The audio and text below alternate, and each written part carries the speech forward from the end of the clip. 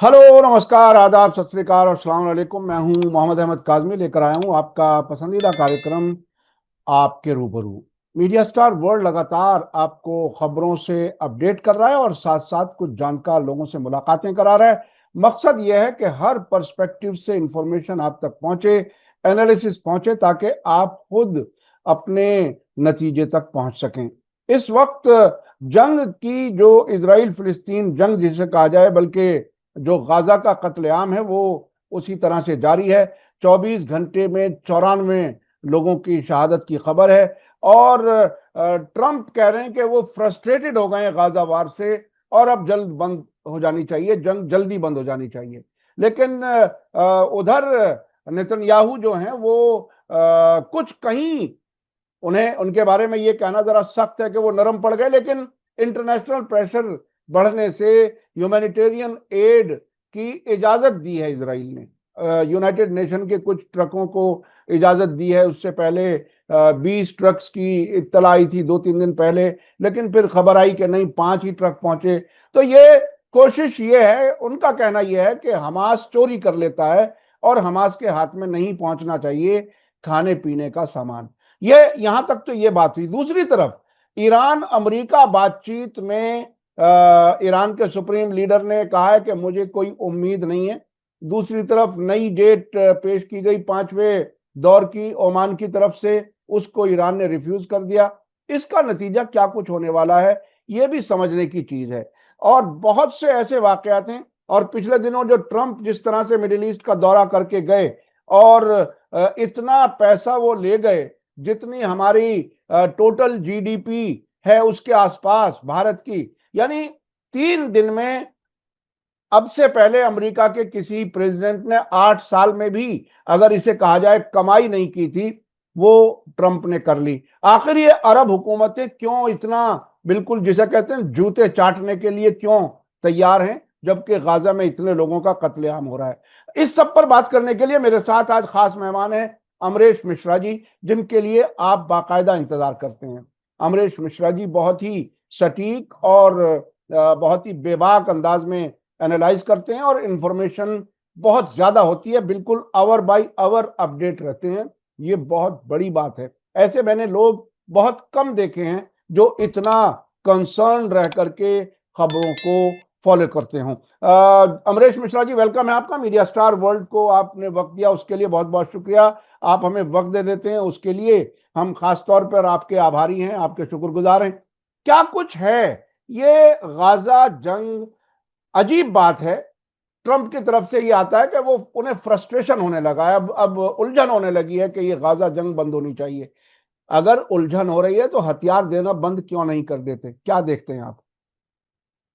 देखिए, सबसे पहले आपको बता दें जो गाजा जंग के हालात हैं। गाजा जंग ऑफिशियली अभी शुरू हुई है 2 दिन पहले। हम्म, और इसका मतलब जो फाइनल जो ग्राउंड इन्वेजन, हम्म, इसके पहले 19 जनवरी 2025 को संधि हुई, प्रिजनर एक्सचेंज हुए। फिर 18 मार्च 2025 को इसराइल ने एक तरफा संधि तोड़ दी, बॉम्बिंग शुरू की, ब्लॉकेड शुरू किया, ह्यूमैनिटेरियन एड ब्लॉक कर दी। और ये उसके पीछे मकसद था कि पहले गाजा की पॉपुलेशन को स्टार्व करो और जितनी सिविलियन किलिंग हो सकती है करो, और फिर ग्राउंड इन्वेजन करो। और इस बार पीछे नहीं हटो, इस बार ग्राउंड इन्वेजन करो, चाहे 1 साल लग जाए, 2 साल लग जाए, 3 साल लग जाए। अब वो जो ग्राउंड इन्वेजन है वो शुरू हुआ इस बीच 18 मार्च से लेके आज मान लीजिए 21 मई है, तो समझ लीजिए 17-18 मई तक ये जो पीरियड है, इसमें अलग से करीब 2,500 फिलिस्तीनी सिविलियन शहीद हुए हैं और करीब 7,000 से ऊपर घायल। तो मोटा मोटी 10,000 18 मार्च से लेके समझ लीजिए आप 18 मई तक, तो ये 2 महीने हुए। तो 2 महीने में करीब 10,000 फिलिस्तीनी सिविलियंस को इन लोगों ने अलग से उनका मतलब मृत्यु और घायल मिला के। अब जो 2 दिन पहले जो शुरू हुआ है गिडियंस, उसका नाम गिडियंस चैरियट्स है। और गिडियंस चैरियट्स वही एक जो हिब्रू मैथोलॉजी है उससे ड्रॉ करता है अपना नाम। और ये वही जो इनका है कि वो जो एंशिएंट इजरायलीज थे उनकी जीत का रथ एक तरह से चलेगा। अब इस रथ का जो हालत हुई है वो ये हुई है, देखिए 60,000 इजरायली सैनिकों ने गाजा इन्वेट किया परसों। और वो करीब 11 एक्सेस पे लगातार बढ़ रहे हैं, मतलब ऐसी सूचना आ रही, लगातार बढ़ रहे हैं। लेकिन बढ़ने की जो पूरी बात है वो वहां नलिफाई हो जाती, क्योंकि ये जो 60,000 इजरायली सिपाही हैं नॉर्थ से लेके, ये इस बार केवल ऐसा नहीं है कि नॉर्थ गाजा में, इस बार नॉर्थ ईस्ट सेंट्रल 3-4 पॉइंट से ये लोग घुसे हैं, पूरे जो 60,000 सोल्जर्स हैं। और उसमें जो है जो आगे बढ़ने की बात है, और वो जो कह रहे हैं कि हम लगातार आगे बढ़ रहे हैं, तो एक तो हम बता दें दर्शकों को कि सिविलियंस की किलिंग्स जस की तस जारी है। दूसरा, हमास ने जवाबी कार्रवाई में पिछले 3 दिनों में जो दिखाया है वो ये दिखाया है कि इजरायली सोल्जर्स बहुत ज्यादा रिस्क पर हैं, क्योंकि वो आगे बढ़ते हैं तो हमास पीछे से निकल आता है, वो पीछे हटते हैं तो हमास आगे से निकल आता है। एक क्लासिक गुरिल्ला वॉरफेयर जो हमास लड़ रहा है। और जहां तक जानकारी है कि इन 60,000 जो इजरायली सोल्जर्स हैं, इनके बरखिलाफ कम से कम 25 से 30,000 हमास के और पैलेस्टीनियन रेजिस्टेंस के फाइटर्स हैं, और ज्यादा रिजर्व जो फोर्स है उनकी वो अभी रिजर्व में है। तो ये जो 30,000 जो फोर्स है ये पूरे गाजा में फैली हुई है, और ये गोरिल्ला स्टाइल में लड़ रही है। अभी कल की जो खबरें हैं, अभी आज तो बहुत सुबह होगी, कल की जो खबरें हैं, 3 बड़ी घटनाएं कल हुई। एक, इजरायली मरकबा टैंक आरपीजी से हमास ने उड़ा दिया, उसका जो क्रू मेंबर था वो भी उसमें मारा गया। उसके बाद एक बिल्डिंग जिसमें इजरायली घुसे हुए थे साउथ गाजा में, वो एक्सप्लोड कर दी, जिससे एक इजरायली सोल्जर मारा गया और 3 घायल हो गए, और जिसकी पिक्चर भी आ गई, यानी इजराइल ने उसको एक्सेप्ट कर लिया है और उसकी पिक्चर भी। मतलब गिडियन चैरियट्स जो अभियान है, इसकी शुरू होने के बाद पहली कैजुअलिटी इजराइल की हो गई है, बल्कि 2 कैजुअलिटीज हो गई है, 2 लोग मारे गए हैं और करीब 5 घायल हैं, वो टैंक वाले इंसिडेंट में और इसमें। और एक तीसरा सिक्योरिटी इंसिडेंट हुआ है जिसके बारे में मिलिट्री सेंसरशिप लगी हुई है। मेरे ख्याल से आने वाले दिनों में इजरायली सेना जो मारी जाएगी भारी संख्या में, वो हम लोग तक इंफॉर्मेशन बहुत मुश्किल से पहुंचेगी, टिट बिट से, और उसके लिए बहुत ध्यान देना होगा, क्योंकि बहुत सारी ऐसी छोटी छोटी आउटलेट्स हैं जो कुछ देख के फिर गायब हो जाती हैं। पर मतलब न्यूज के लेवल पे भी गोरिल्ला स्टाइल एक तरह से वॉर चल रही है, क्योंकि मिलिट्री सेंसरशिप लगी है। कोई बीबीसी, गार्जियन, न्यूयॉर्क टाइम, फलाना ढिमाका, जितने ये लिबरल जो अखबार है वेस्ट के, इनका कोई वॉर कॉरेस्पॉन्डेंट ग्राउंड पे नहीं, क्योंकि ऑब्वियसली वॉर कॉरेस्पॉन्डेंट इनका तभी ग्राउंड पे होता है जब वेस्ट जीत रहा होता है, या जैसे इराक जैसी लड़ाई है जहां एक तरफा है। तो एक तरफा लड़ाई में कोई लोग कवर करते हैं, बड़ा बहादुरी दिखाते हैं, लेकिन यहाँ जहां जहां लड़ाई पेचीदा है, जहां इसराइल हार रहा है, वहां ये कोई जाते ही नहीं रिपोर्ट करने। ये है, देखिए पूरा जो पैटर्न। तो अभी हमास, मतलब आप ये सोचिए माहौल जो गाजा में है, सिविलियन किलिंग्स इतनी सब हो रही हैं, उसके बावजूद रोज हो रही हैं, बच्चे मारे जा रहे हैं। और अब उस पर भी हम आएंगे कि दुनिया में एक आउटक्राई उठ रहा है, इजराइल आइसोलेट हो रहा है, उसके क्या डायमेंशन है उस पर भी आएंगे। लेकिन अभी जो कहने की बात है, जो समझने की बात है, वो ये है कि इतनी बड़े नरसंहार के बीच जो गुरिल्ला वॉरफेयर लड़ी जा रही है, और भुखमरी के मामले में, एड के मामले में जो इजराइल कह रहा है कि हमने एड अलाउ की, अभी तक देखिए गाजा को 500 ट्रक डेली चाहिए, केवल खाने पीने के डेली, और कम से कम 50 से ज्यादा फ्यूल के, इतना मिनिमम रिक्वायरमेंट। इजराइल ने 5 या 6 ट्रक्स अलाउ की थी 2 जगह, एक नॉर्थ में एक साउथ में, वो भी अभी खड़ी हुई हैं। अभी तक एड डिस्ट्रीब्यूशन शुरू नहीं हुआ। एड डिस्ट्रीब्यूशन भी वेपनाइज कर दिया गया है, उसका भी हथियारीकरण हो गया है। मतलब इजराइल और अमेरिकन कुछ प्राइवेट कंपनी के लोग आए हैं, अमेरिकन प्राइवेट कंपनीज के, जो कि वहां देखिए गाजा में 400 डिस्ट्रीब्यूशन साइट्स हैं, जहां से, क्योंकि ट्रेडिशनली यूएन वहां रिलीफ एड देता रहा है। गाजा की पॉपुलेशन की वेलफेयर की जिम्मेदारी यूएनओ पे है ऑफिशियली, ये वहां पर बाकायदा यूएन रेजोल्यूशन है, क्योंकि उनको रेफ्यूजी स्टेटस है। तो 400 साइट्स वहां पर हैं नॉर्मली, जो यूएनओ की साइट्स है। इजराइल 4 या 5 साइट्स को, इजराइल ने कहा बस हम उन 400 को 4 या 5 में रिड्यूस कर देंगे, जो कि असंभव है। और इन 4 और 5 साइट्स में जो अमेरिकन कंपनी के जो लोग हैं वो एड डिस्ट्रीब्यूट करेंगे, और उसको गार्ड इजराइल करेगा। तो एक तो 400 से आप 4 या 5 कर रहे हैं, तो आप सोच सकते हैं कि 20 लाख लोगों को ये लोग कभी भी उस तरह से नहीं दे सकते। ये सिविलियंस को ट्रैप करने की पूरी कोशिश है। और आपको बताएं, सिविलियंस भी अपनी तरह से गुरिल्ला वॉर लड़ रहे हैं, वो आगे पीछे हो रहे हैं, वो इजराइल को डॉज करना है कि वो इजरायली फौज जहां आती है वहां से हटते हैं, फिर दूसरी जगह पहुंच जाते हैं। ये टैक्टिक जो है वो पिछली बार भी इस्तेमाल हुई थी, जो आखिरी दिनों में जो 19 जनवरी का समझौता हुआ उसके पहले जो लगातार हमास ने मारा था इजरायली सोल्जर्स को। उस समय भी बेत लहिया में से ये लोग चाह रहे थे सारे लोग हटे नॉर्थ गाजा से, लेकिन वो हटे नहीं, वो वहां गुरिल्ला स्टाइल में आगे पीछे होते रहे। तो जो आपको दिखाई पड़ेगा, जो आपको अनाउंसमेंट बहुत सारे आएंगे कि गाजा के लोग पीछे हट रहे हैं, उनको सब लोग को राफा में 3-4 जगह पे घेर घेर दिया जाएगा, क्रैम कर दिया जाएगा। और फिर अल्टीमेटली जो नेतन्याहू ने कहा, बल्कि स्मोत्रिच ने कहा कि हमारे हमारे प्लान है कि इन लोगों को जो इकट्ठा करके एक जगह फिर गाजा से बाहर ढकेल दें। ये पूरा ये एथनिक क्लेंजिंग, और ये खुल के इस बार एथनिक क्लेंजिंग और डिस्प्लेसमेंट का प्लान खुल के लागू हो रहा है। लेकिन वहां पर जो रेजिस्टेंस की एक पूरी स्थिति है और जनता जो रेजिस्टेंस में उतर आई है, ये एक पूरी सिचुएशन को बदल दे रहा है और इसकी डायनेमिक्स चेंज हो गई है, क्योंकि इजराइल के लिए संभव नहीं है। इजरायली सेना बहुत कंप्लेन कर रही है। आज ही मैं पढ़ रहा था, इजरायली सेना को में 2 दिक्कतें आ रही हैं। एक तो वो उनके यहाँ जो रिजर्व सोल्जर्स हैं उतनी बड़ी मात्रा में मोबिलाइज नहीं हो पाए। तो जो 60,000 की सेना गई है उसका बड़ा हिस्सा ऐसा है जो 45 साल के ऊपर है और जो जल्दीबाजी में रिक्रूट हुआ है, और बहुत सारे ऐसे हैं जो असाइलम सीकर्स हैं, मर्सनरी सोल्जर्स हैं। तो इसलिए उनके बारे में कुछ कहना कि वो लड़ पाएंगे कि नहीं लड़ पाएंगे ये मुश्किल है। जो 10 से 12,000 जो प्रोफेशनल इजरायली आर्मी के सोल्जर्स हैं उनकी संख्या 10 से 12,000 है बस, और वही फ्रंट पे है, बाकी सब लोग पीछे हैं, बैकअप उस पे है।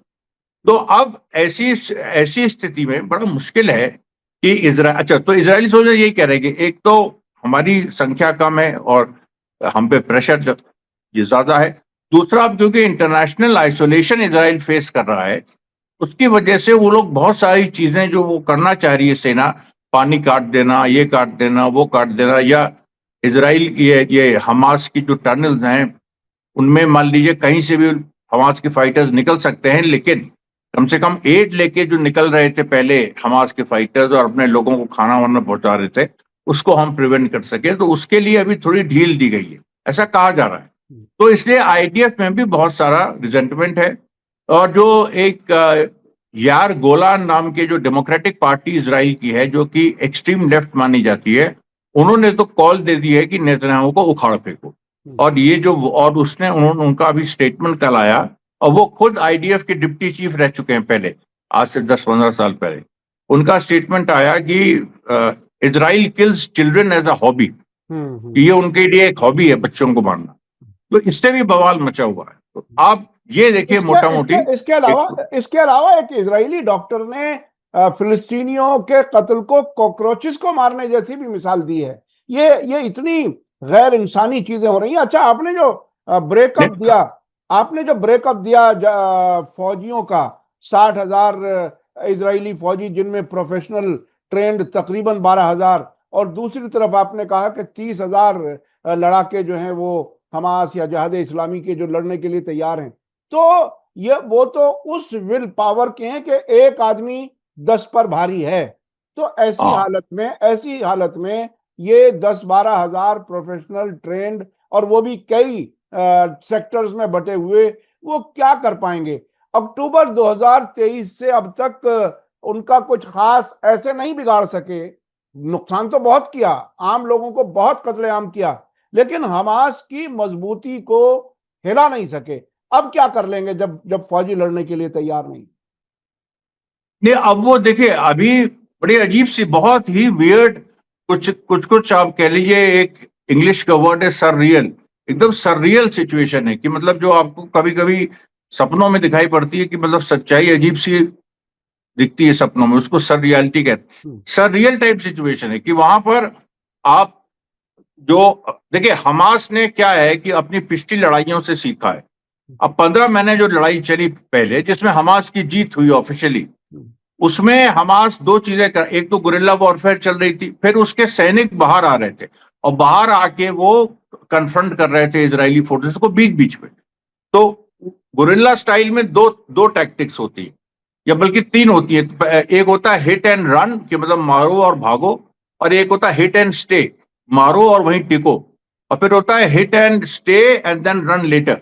तो ये जो यहिया सिनवार आखिरी दिनों में हिट एंड स्टे की जो है पॉलिसी अपना रहे थे कि वहां पर मारो और रुको, फिर मारो और उसके थोड़ी देर बाद विड्रॉ करो। और इसी उसमें खुद यहिया सिनवार भी मारे गए क्योंकि वो उस समय फ्रंट पे आके लड़ रहे थे।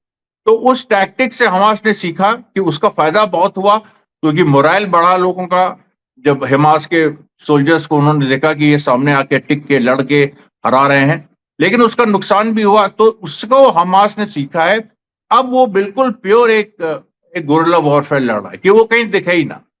हमास को इस बार इजरायली सोल्जर्स देख नहीं पा रहे। इक्का दुक्का, और ये चीज 17 अप्रैल से शुरू हो गई। 17 अप्रैल से हमास ने काउंटर अटैक किया, तब से लेके अभी तक कम से कम 11 इजरायली सोल्जर्स मारे जा चुके हैं और करीब 40 से ऊपर घायल हुए हैं। अब ये छोड़ के ये जो पिछले जो 2 दिन में हुआ है, और बेतलैया में, गाजा, ये राफा में, ये शुजैया में, हर जगह इजरायली सोल्जर्स मारे गए इस बीच में।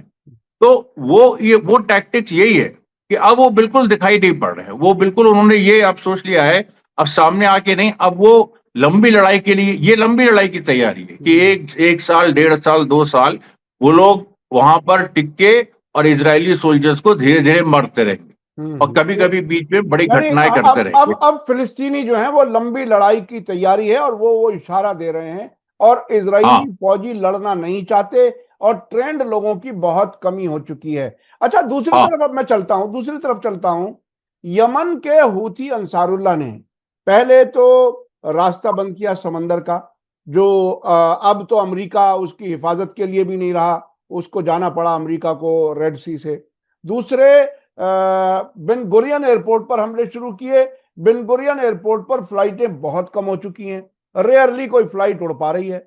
अब उन्होंने 2 दिन पहले हैफा बंदरगाह पर भी एक तरह से घेराव डाल दिया है और ऐलान कर दिया कि जो भी यहां आ जाएगा, हत्ता के एक जहाज से दूसरे जहाज में भी अगर माल ला देगा तो उसको भी हम हिट करेंगे। उधर उन्होंने एलात बंदरगाह, जिसे उम्मुल रशरश कहा जाता है अरबी में, वो उन्होंने पहले से तबाह कर दिया है। तो ये जो हूथी अंसारुल्लाह जिस तरह से स्ट्रेटेजी अपना रहा है, उसके क्या नतीजे आपको आगे नजर आ रहे हैं, क्या होता है? नहीं देखिए, ये तो अभूतपूर्व हुआ है। यमन ने जो किया है वो वाकई अभूतपूर्व है। और अमेरिका अमेरिका को सरेंडर करा दिया। मतलब अमेरिका में ट्रंप ने जो बातचीत जो शुरू में कहा था कि हम हूतीस को मटिया मेट कर देंगे, और फिर बाद में आके हूतीस की तारीफ की, उनके करेज की, उनके सब की। और फिर अमेरिका ने अपने जो ट्रूमन, जो कि आखिरी जहाज थे, कार्ल विंसन और ट्रूमन, और उसकी आप वीडियो देखिए तो बड़े बड़े, मतलब एयरक्राफ्ट कैरियर्स हैं, वो बड़े बड़े जहाज हैं। विश्वास नहीं होता कि इतनी बड़ी टेक्नोलॉजिकली सुपीरियर फोर्सेस को यमन ने हरा दिया। और यमन ने, क्योंकि नेवल लड़ाइयां बहुत लड़ी, सीधे जो इन्होंने मतलब एक तो वो जो इसराइल को मारता था वो अलग, जो रेड सी पे जो शिप्स को मारता था जो इसराइल जा रही थी वो अलग।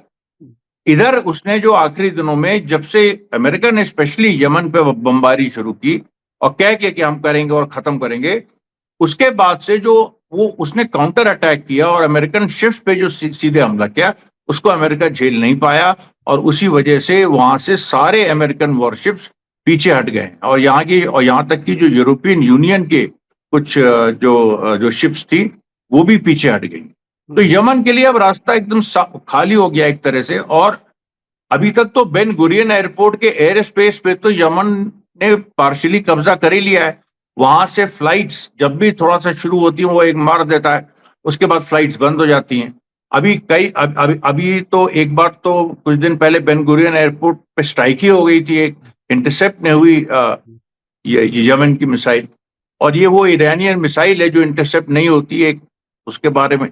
तो अब क्या है कि जो अब ये कह रहे हैं कि हम हाइफा को ब्लॉकेट कर देंगे। अब इलियाद को जो ब्लॉकेट किया था उसमें इजराइल को 3 से लेके $5 बिलियन का नुकसान हुआ था। अभी तक जो वो रश है, अभी तक वो फंक्शनल नहीं है। 85% उसकी बिजनेस डाउन हो गई है। हजारों लोग अनएम्प्लॉयड हो गए हैं, वहां से छटनी करनी पड़ी है। तो ये बड़ा नुकसान इलियाद सब। अब हाइफा को भी अगर वो कर देंगे, जो कि उनके रीच में है, क्योंकि उन्होंने बेन गुरियन पे मार दिया, और वो आईसीबीएम थी, उसको उसको लोग समझ ही नहीं पा रहे हैं कौन सी आईसीबीएम थी। तो ये आईसीबीएम वगैरह से ये हाइफा पे स्ट्राइक कर सकते हैं, बहुत बहुत मुश्किल नहीं। तो हाइफा पे वो, हालांकि वो 2000 किलोमीटर दूर है यमन से, फिर भी बीच में पूरा सऊदी अरेबिया है। अभी जो है वो इजराइल जो है वो देखिए, अच्छा इजराइल इधर क्या है, कल ही खबर आई कि जो ईरान और अमेरिका में बातचीत, अब उसमें ईरान बहुत इंटरेस्टेड नहीं है फोर्थ या फिफ्थ राउंड के लिए। और सुप्रीम लीडर ने भी कह दिया, ये खमेनी साहब ने, कि वो इन लोगों के साथ बात करना टाइम वेस्ट है। मैं उस पर आऊंगा, ईरान और अमेरिका वाले उस पर। हैफा के हैफा का एक इंडिया कनेक्शन भी है साहब। हैफा अडानी के पास है। अडानी दुनिया भर में, मोदी जी उनको बहुत ही प्रमोट करते हैं, हर जगह कारोबार दिलाने के लिए अपने साथ लेकर के जाते हैं।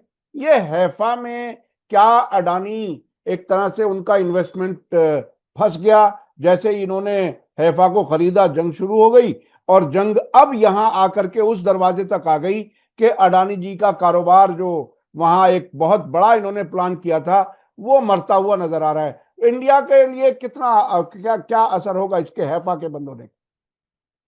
नहीं देखिए, वहां पर इंडिया का तो कोई इन्वेस्टमेंट है नहीं, अडानी का है। अडानी ने कुछ हाइफा पोर्ट को खरीदने की बात की थी, वो थोड़ा सा एग्जैजरेटेड थी। हाइफा पोर्ट के कुछ कुछ पहलुओं को वो रन करेंगे, ये समझौता हुआ था।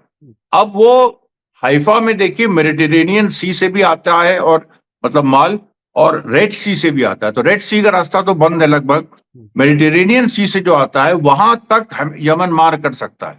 अगर वो मार कर दी यमन ने तो बहुत बड़ा नुकसान होगा। मतलब अडानी को बेसिकली अपना बुरिया बिस्तर हाइफा से बांधना होगा, और बांध के उनको जाना, और कोई ऑप्शन नहीं, क्योंकि हाइफा को डिफेंड कर पाना अब इसराइल के लिए इम्पॉसिबल है। और इसलिए भी क्योंकि आयरन डोम और जो अमेरिका का भी जो थाट सिस्टम है एयर डिफेंस का, वो फेल हो गया यमन के सामने, और एक बार नहीं कई बार फेल हुआ है। तो इसलिए ये जो जिसका भी इन्वेस्टमेंट हाइफा में और अडानी का है, तो अडानी को भी बड़ा नुकसान झेलना पड़ेगा, इसमें कोई दो राय नहीं है। और अभी आने वाले दिनों में आप देखिएगा कि कैसे कैसे यमन एक टारगेटेड वे में वहां से मार रहा है, और बढ़ाएगा अपना एरिया ऑफ ऑपरेशन। जेरूसलम तक वो मार सकता है, और जेरूसलम भी उसने मारा है पहले। तो जेरूसलम से लेके वेस्ट बैंक, मतलब वेस्ट बैंक में मार सकता है, इजराइल के शहरों पे मार सकता है, कोई भी ऐसी स्थिति, और इजराइल के मिलिट्री इंस्टॉलेशंस पे भी मार सकता है। तो ये देखिए पूरी पोजीशन यमन के साउथ से लेकर के नॉर्थ तक, माफ कीजिएगा, इजराइल के साउथ से, इलाट से लेकर के नॉर्थ तक, इसमें तेल अवीव, जेरूसलम, और अब हैफा और बेन गुरियन, ये सारे उसके टारगेट में हैं। उन्होंने जो स्टेटमेंट दिया वो बहुत इंटरेस्टिंग है। अब हैफा हमारे टारगेट बैंक में शामिल कर लिया गया है, यानी हमारे पास जो टारगेट हैं उसके। अच्छा, अब मैं चलना चाहता हूं ईरान और अमेरिका के बीच में बातचीत। देखिए, वहां के सुप्रीम लीडर आयतुल्लाह खामेनेई ने, जब इससे पहले वाली सरकार, रूहानी की सरकार ने जब बात की थी, जब 2015 में एग्रीमेंट हुआ था, तब भी आयतुल्लाह खामेनेई ने कहा था कि इन पर, अमेरिका पर, यूरोपीय मुल्कों पर भरोसा नहीं किया जा सकता। अब मेरी ये राय है, अगर आपको ऐसा लगता है बात करनी चाहिए तो ठीक है, बात करके देख लो, आप सरकार हैं। तो वो बात हुई, और उसका नतीजा ये हुआ कि वो ट्रंप बाहर हो गए। अब दोबारा बातचीत हो रही है। आयतुल्लाह खामेनेई ने अब भी ये बात कही कि इन पर भरोसा नहीं किया जा सकता, इनसे बातचीत से कोई नतीजा निकलता हुआ नजर नहीं आता। लेकिन सरकार अगर बात करती है, उन्होंने बात करने की एक तरह से रजामंदी भी जाहिर की, चूंकि वहां के लोगों का कहना है कि बहुत सी बड़ी तादाद ईरान में ऐसी है जो कहती है कि पाबंदियों से परेशान है, बातचीत करो, क्यों ना करो बातचीत। तो वो उसके तहत, और ये बात ईरान में एक एक्सपर्ट ने कही कि मुस्लिम, एक इस्लामिक मुल्क चलाने में जो सुप्रीम लीडर है, उसमें और डिक्टेटर में क्या फर्क होता है। उन्होंने अपने फैसले को बदल करके बातचीत की इजाजत दी। अब जो 4 दौर हो चुके, 5वें दौर पर आते आते उन्होंने फिर बहुत क्लैरिटी से कही है कि मुझे कोई नतीजे की उम्मीद नहीं है। अब ये ईरान ने वो रिफ्यूज भी कर दिया, जो ओमान ने 5वें दौर की बातचीत के लिए कोई शेड्यूल भेजा, उन्होंने उसे एक्सेप्ट करने से इनकार कर दिया। अब आपको कहां जाते हुए नजर आ रहे हैं हालात? अभी जो लेटेस्ट है वो तो ये है कि इजराइल ईरान पे स्ट्राइक करने जा रहा है। आज सुबह से ये खबर चलाई जा रही है कि इजराइल ईरान पे स्ट्राइक करेगा। अब ये बड़ी अजीब सी बात है, क्योंकि इजराइल जो है वो गाजा में ग्राउंड इन्वेजन कर रहा है। दूसरा, वेस्ट बैंक में भी उसकी फोर्सेस बड़ी संख्या में इंगेज्ड हैं। उधर सीरिया में भी उनकी फोर्सेस हैं। लेबनान में भी 5 गांव में वो लोग हैं। तो ऐसी सिचुएशन में ईरान पे अभी वो स्ट्राइक करेंगे, ये बड़ा अजीब सा लगता है। लेकिन उसमें ये हो रहा है कि नेतन्याहू चाहता है कि एक लिमिटेड स्ट्राइक हो ईरान पे, ताकि ईरान रिस्पॉन्ड करे। और जब ईरान रिस्पॉन्ड करे फिर अमेरिका आए, क्योंकि अमेरिका रिलक्टेंट है आने के लिए। अमेरिका ने मना कर दिया है। और अमेरिका से जो ईरान की बात चल रही है वो यूरेनियम एनरिचमेंट पे फंस गई है, क्योंकि जो पिछली डील थी, न्यूक्लियर डील, उसमें ईरान को 37% यूरेनियम एनरिच करने का राइट था। और अभी ये बात हो रही थी कि इस नई डील में 3 दिन पहले विटकॉफ का बयान आया था कि अभी वो वो अधिकार 3.7 सर, वो ईरान से। 3.7 था वो सर, 37% हाँ, नहीं, 3%, सॉरी जी सॉरी, जी, हाँ, हाँ 3%। हाँ। तो अभी भी जो विटकॉफ ने कहा कि वो वाला जो 3.7 वाली जो है बात, वो हम लागू होने देंगे। फिर अभी कल आया है, कल से शुरू हुआ कि 1% भी हम एनरिचमेंट अलाउ नहीं करेंगे। ये ऑब्वियसली इजरायली प्रेशर में। अब 1% भी अलाउ नहीं करेंगे तो फिर ईरान बात ही नहीं करेगा, क्योंकि उन लोगों ने कह दिया है कि कोई ऐसी संभावना ही नहीं है कि आप अगर इस तरह से अड़ियल रुख अपनाओगे तो हम भी अपनाएंगे। तो ये देखिए, अमेरिका की और ईरान की बातचीत इसमें टूट सकती है। और अगर टूटी तो वैसी स्थिति में इजराइल एक कुछ हमला ईरान पे कर सकता है। और लेकिन वो लिमिटेड स्ट्राइक होगी। इजराइल अभी एंगेज्ड है कई जगह, और इजराइल ये चाहता है ईरान रिटेलिएट करे और फिर अमेरिका आए और ये बड़ा युद्ध बन जाए, क्योंकि और कोई तरीका नहीं है। गाजा में ये जीत नहीं सकते, चाहे ये 1 साल लगाएं चाहे 2 साल लगाएं। और गाजा से, और हम तो कह रहे हैं कि 3-4 महीनों में ये पीछे हट जाएंगे। इनकी बस की बात नहीं है। वेस्ट बैंक में भी यही स्थिति है। कुछ ये लोग एनेक्स वगैरह करने की बात चल रही है, लेकिन कोई एनेक्सेशन हो नहीं पा रहा है ग्राउंड पे। इतना सब हो रहा है, लेकिन आईडीएफ वहां ऑपरेट नहीं कर पा रही है वेस्ट बैंक में। ये पुख्ता रिपोर्ट है। अब ऐसी स्थिति में केवल यही ईरान पे स्ट्राइक करने का कार्ड इजराइल के पास बच जाता है, और एक बड़ी वॉर हो जाए, रीजनल वॉर हो जाए। अब इस रीजनल वॉर का लेकिन क्या रिपरकशंस होंगे वो क्योंकि देखिए, अभी तो देखने में लग रहा है कि ट्रंप ने $5.1 ट्रिलियन अरब मुल्कों से ले लिए, और ये सब, और उनकी बाम मरोड़ के, और अपने लिए पर्सनल एयरक्राफ्ट कैरियर अलॉट करा लिया, सब कुछ कर लिया। लेकिन ये अरब मुल्क भी ईरान के साथ, इन्होंने इधर संबंध अच्छे किए हैं। और in the event of a war between Israel and Iran, तब फिर इनकी सिचुएशन बहुत बदलेगी। जॉर्डन वगैरह तो इजराइल के साथ खड़े होंगे, लेकिन इजिप्ट की, इवन सऊदी अरेबिया का ये गारंटी नहीं किया जा सकता है कि अगर उन्होंने ट्रंप को पैसा दिया है, या इवन कतार, कि अगर उन्होंने ट्रंप को पैसा दिया है तो इससे ये गारंटी हो जाएगा कि वो इजराइल और ईरान के युद्ध के समय इजराइल के साथ देंगे। इसकी कोई गारंटी नहीं। ओमान तो बल्कि खुल के ईरान के साथ आ रहा है। तो इसलिए ये जो ओमान में अमेरिकन बेसिस भी हैं।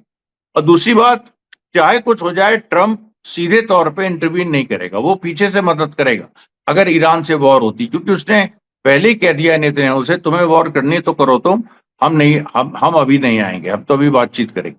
तो मेरे ख्याल से देखिए, बातचीत आगे बढ़ भी, अच्छा ये भी है, बातचीत आगे बढ़ भी सकती, क्योंकि कब वो ट्रंप का मतलब मूड चेंज हो जाए, कब वो सोचे कि नहीं अभी इजराइल स्ट्राइक कर देगा, फिर हम फंस जाएंगे। तो इसलिए ये चीज हो सकती है, बातचीत का दौर शुरू भी हो सकता है, और ऐसा भी हो सकता है कि बातचीत मुलतवी हो जाए और फिर इजराइल स्ट्राइक करे ईरान पे। देखिए, दोनों संभावना है। और इसमें जो है बड़ी वॉर में ये पूरा तब्दील हो जाए। जी जी। अच्छा, ये दोनों चीज। मैं अपने दर्शकों को याद दिला दूं कि आयतुल्लाह खामेनी ने कल ही ये कहा है कि अमेरिका की हैसियत नहीं है, औकात नहीं है कि वो ये कहे कि हम इजाजत नहीं देते कि ईरान न्यूक्लियर एनरिचमेंट ना करे। उसकी औकात नहीं है, ये लफ्ज उन्होंने इस्तेमाल किया है। अच्छा, मैं एक खबर पे आपसे बात करना चाहता हूं। एक आज ही शायद आपकी नजर से भी वो खबर गुजरी हो, अमेरिका के फॉरेन मिनिस्टर रुबेरो ने एक बयान दे दिया है सीरिया के बारे में। उन्होंने ये बयान दे दिया कि जो मौजूदा इस वक्त सरकार है ये किसी भी वक्त गिर सकती है।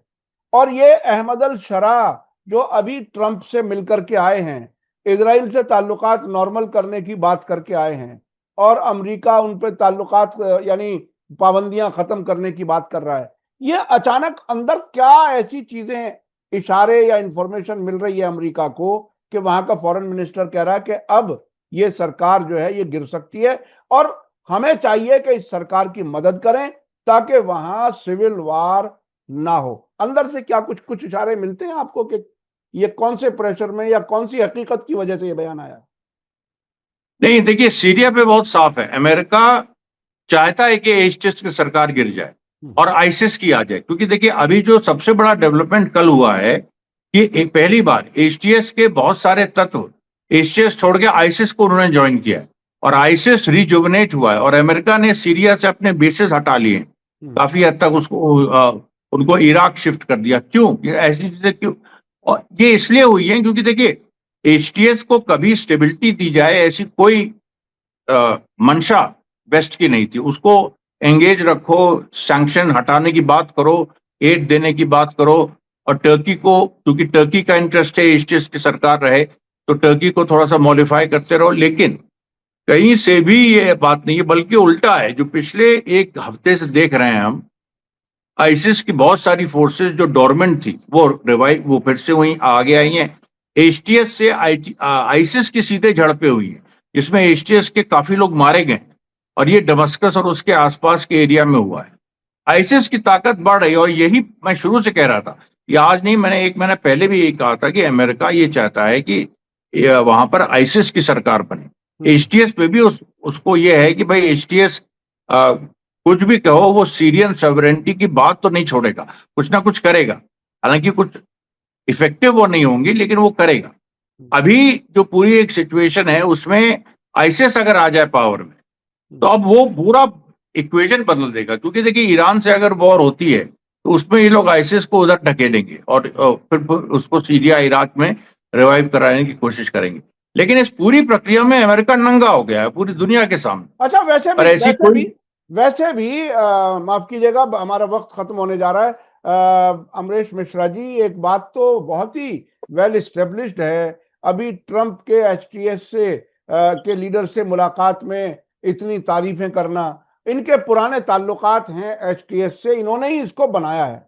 आईएसआईएस भी इन्हीं की बनाई हुई है, ऐसे भी सबूत हमारे पास दुनिया के पास है, बहुत हैं। बिल्कुल। तो ये दो शैतानों में से एक शैतान काम नहीं करेगा, दूसरा कर लेगा। यानी टेररिस्ट ही होना चाहिए, हुकूमत, सीरिया की हुकूमत टेररिस्ट हो, ताकि उसे कभी भी टेररिस्ट करके फिर से मारपीट कर दी जाए और पूरी तरह से सीरिया पर अपना ही नहीं, सीरिया को इनको डिस्टेबलाइज रखना, ये सीरिया को स्टेबिलिटी देने ही नहीं चाहते। सीरिया को स्टेबिलिटी देने का मतलब कोई भी सरकार होगी, चाहे जितनी इनकी हो, वो अगर वो स्टेबल थोड़ी सी है तो वो सीरिया की सॉवरेनिटी का सवाल उठाएगी और इजराइल का हस्तक्षेप एक पॉइंट के बिना स्वीकार नहीं करेगी। तो इसलिए ये लोग चाहते हैं परमानेंटली डिस्टेबलाइज सीरिया रहे, उसमें इन्हीं की फोर्सेस हैं जो आती जाती रहें और इजराइल की थोड़ी बहुत प्रेजेंस जो भी है वो बनी रहे।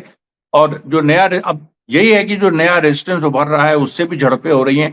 तो ये जो सारी चीजें हैं, ये देखिए सीरिया तो एक लंबे समय के लिए डिस्टेबलाइज हो गया है, वो वैसे ही रहेगा। और ईरान से जो युद्ध होगा, अगर होता है, तो उसमें ये लोग जरूर सीरिया को यूज करना चाहेंगे। हालांकि मुश्किल है क्योंकि इराक के रास्ते गुजरना पड़ेगा और इराक में प्रो इरानियन जो फोर्सेज हैं वो ज्यादा मजबूत है। और अभी तो लेबनान में भी आपने देखा, अमेरिका ने इतनी कोशिश की, लेकिन जो म्युनिसिपल इलेक्शंस हुए उसमें बेरूत जैसी जगह पे जो हिजबुल्लाह और अमल कोalition था, वो 24 में से 23 सीट जीत गया।